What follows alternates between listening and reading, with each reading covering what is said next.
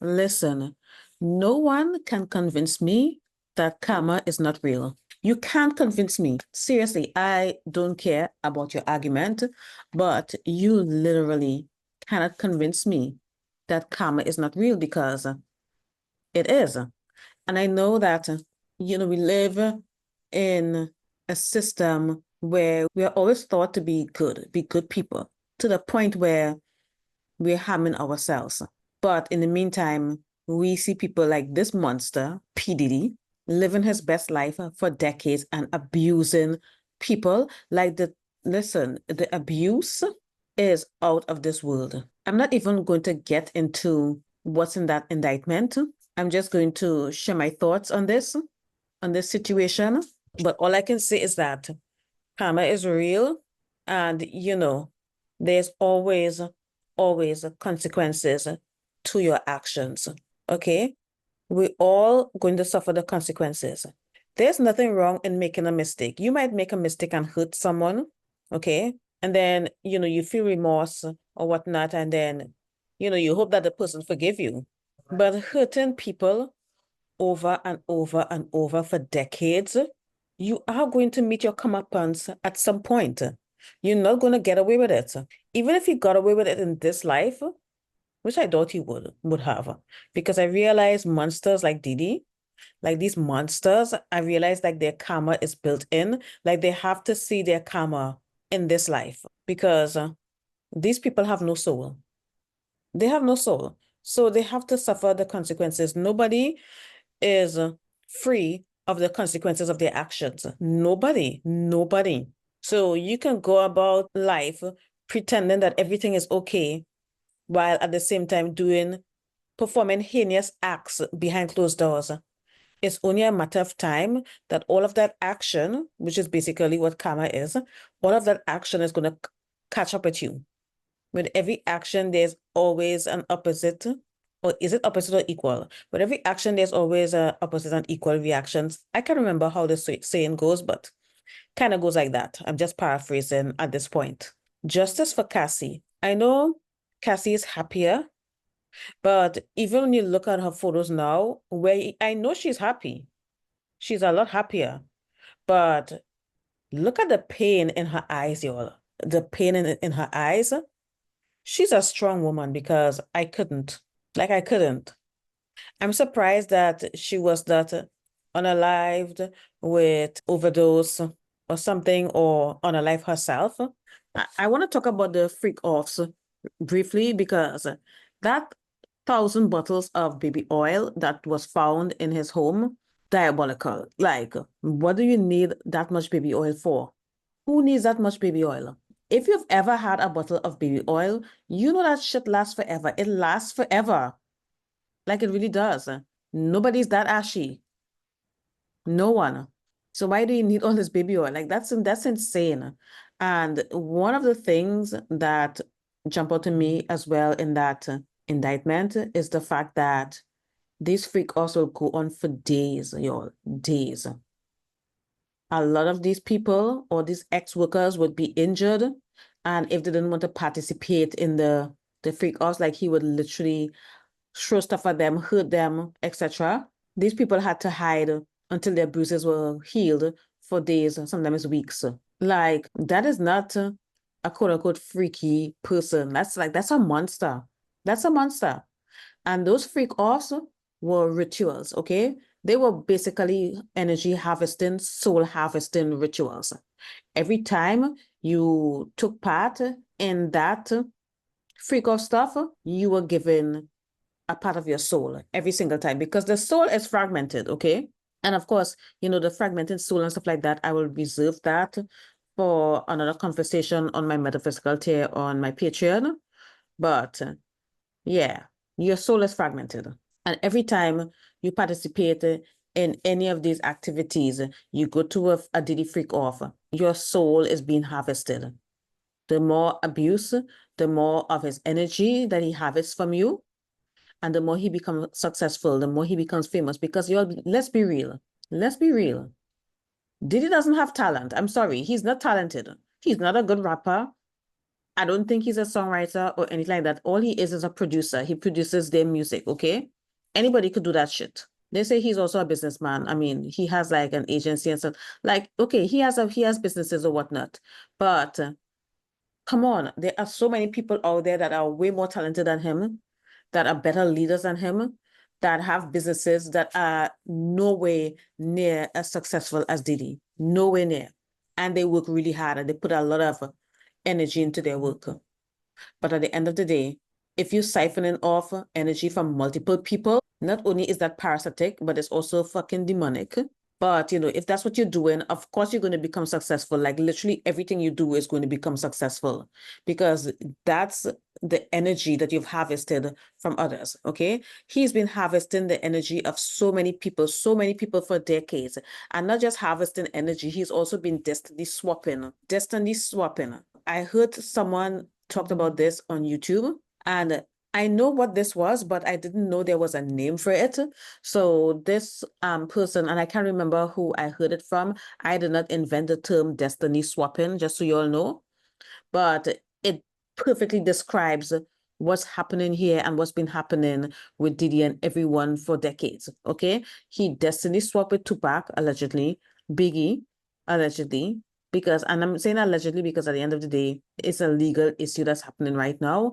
But at the same time, I always felt like he was responsible for Biggie and Tupac's unaliving. I was a teenager in the 90s, and I'm telling you all, I remember when Biggie died. And I was like, oh no, that is so, so sad. I was a teenager. I was really into that type of music because that is the music of my generation, Like those were the artists from my generation. I was like about 15 years old. I can't remember. I'm basically the same age as Usher because when Usher came out in the 90s, I was 15 years old. I believe it was 1995 or 1996. Girl, I don't know. All right. I was born in 1979. Sometimes I forget what my age is. Like I really be forgetting sometimes. But yeah, I remember me, Usher, Brandy, we were the same age. The Maury sisters, we were the same age. Like they are the same age as me. Okay, the same age as me, same age as Shira. We are of that generation, okay, the Gen X generation. So I remember, how big of a deal Biggie was. And I used to love to watch his videos, like, I don't know, like, Biggie was a good rapper and Tupac.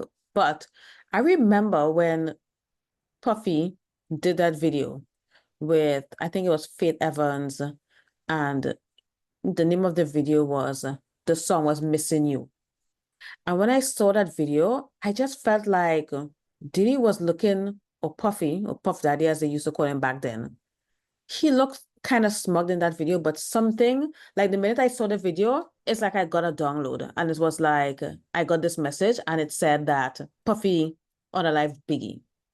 That's the message that's literally the message that came in my head. I was like, oh my God, he unalived Biggie. And when Biggie and Tupac, passed, he blew up. Like he just got so successful. And then he just continued to have his energy, siphon off energy with the abuse. Because if someone is physically and emotionally abusing you, psychologically abusing you, they are siphoning your energy. That's basically what they're doing. It's an energetic attack, or whatever you want to call it. Everybody that signed to his label, where are they? Okay. Bad Boy Records is where careers go to die. Tell me I'm wrong. Bad Boy Records is the record label that you sign up to and your career goes down the toilet. Cassie, Biggie, Danity Kane, all those kids in making the band. What happened? Where are his artists? Where, like, honestly, and this is going to, I have a feeling like this is going to get uglier and uglier. And I feel like more information is going to come out. And the information that is already out there, it's already stomach churning, okay? Like, it is stomach churning information. Like, it just makes you sick, okay? Imagine having to perform sexual acts for days to the point of exhaustion, and you have to get IV drips. IV drips. There's a reason why athletes are advised not to have sex before a game, because exerting sexual energy It's fucking draining, like it really is. And sexual energy is very powerful. That's very powerful life force energy that you're siphoning from someone when you coerce them to perform these disgusting acts. It's fucking disgusting. And Diddy is a psychopath, okay? It's Future Maria, and my voice, I just gained my voice back because I've been sick for the past 3 days. Couldn't even work, do anything. But anyway, I'm just here finishing up this video. So what I wanted to address is the reason why Diddy didn't run. Why didn't he run? Like, why didn't he go into another country that doesn't have an extradition treaty like Russell Simmons, right? Why didn't he run? Well, like I said, Diddy is a psychopath. And if you have a psychopath that is getting away with everything, including murder, allegedly, if you have someone getting away with doing this stuff for decades, this person believes, he truly believed that he could have bought his way out of the situation. That's why he did not run, because what always worked for him was just throwing money at a problem, intimidating people, manipulating people, etc., etc. He genuinely thought that he could manipulate the US government. He really thought that he could manipulate these people. He genuinely thought that, because if he had any kind of self-awareness, he would have gone, jump on that plane and leave the country. Because people were asking, why didn't he leave? And I'm telling you, this is how their mind works. He's been getting away with stuff for 30 years. He really thought that he could just buy the US government. Like, he put up a $50 million bond and he was denied twice. So I know he's experiencing hell where he is, and you know what? That's well deserved. I heard something about him not eating and going through withdrawal symptoms because he did not get off the drugs before he got arrested. And yeah, in case you all were wondering why he didn't run, of course he's not going to run. He really thought, like he genuinely thought that he would have been able to buy his way and manipulate his way out of the situation, because why? He was able to obstruct justice in the past. He was able to buy police officers, a bunch of people. He was constantly getting away with murder for 30 years. He never thought, like he never dreamed or conceived that this could have been his reality. He thought that he was going to get home imprisonment or something like that, with an ankle bracelet, like Anna Delvey. Like, he really thought that he was going to do all of that. But I don't know. But I feel like, they really profiled him so well that they was able to predict that that's exactly how it went down. So, it's fascinating. I saw a video where someone was saying that, look at Diddy, you have this big house. Why don't you just relax and enjoy life? That shit is not enough. Regular people think that, they get a big house and everything like that, they're going to be happy. And that might be true. Because, I am happy with what I have. It would be nice to have more, but then again, that's human nature. We always want more. Okay. So, in the way I combat that feeling of wanting more and being unsatisfied with where I am in life, what I do is I practice gratitude. I practice gratitude every single day. And, that's how I combat that feeling of not having enough, wanting more, never being satisfied, because that is human nature. And gratitude will combat that, because gratitude is a high vibration, and you keep yourself at a high vibration. Naturally, you are going to attract more. You are going to attract more good things into your life. Okay. But nobody needs $1 billion. Nobody on this earth needs $1 billion. And again, I'm a capitalist, so I'm not, coming at you from a socialist standpoint. All right. I'm not coming at you from a socialist point of view. Okay. Even Jesus in the Bible said that the poor will always be with us. So that's why, I feel like I'm more of a capitalist than anything else. But again, I'm not being political here. So please spare me the comments, because I'm not political. Anyways, most people will be happy with a house, a good job, and a good loving relationship. A psychopath will never be satisfied, no matter how much money they have, no matter how much women they have. They will never be satisfied. They will never be satisfied. So they will always, always push the envelopes, because they get bored really quickly. They get bored really quickly. Regular sex that lasts 20 minutes, it will never be enough for them. They have to keep going because they're not going to be able to get a thrill or get anything out of experiences that basically regular experience, right? I don't want to complicate this.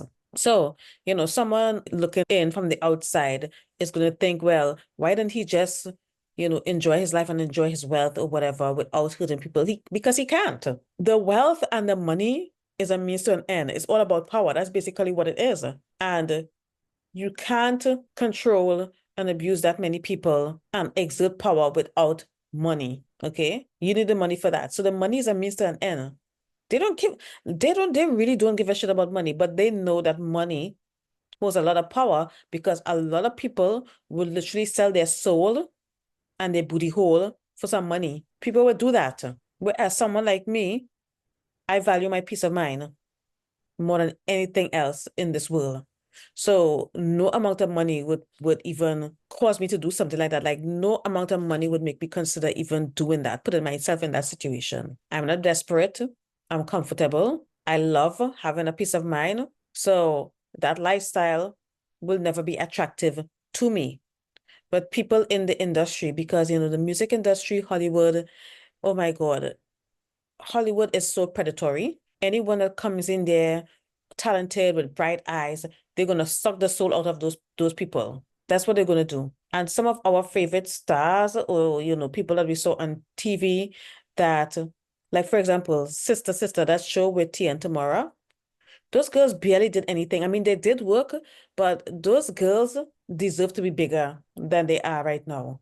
I never saw those girls on the big screen. Never. I don't even see them at award shows. You see them, doing their little shows on BET or whatever, or sometimes on Lifetime Network or whatever. But I've never seen those girls in, rubbing shoulders with the cream of the crop in Hollywood. And the reason for that is because those girls value their peace of mind.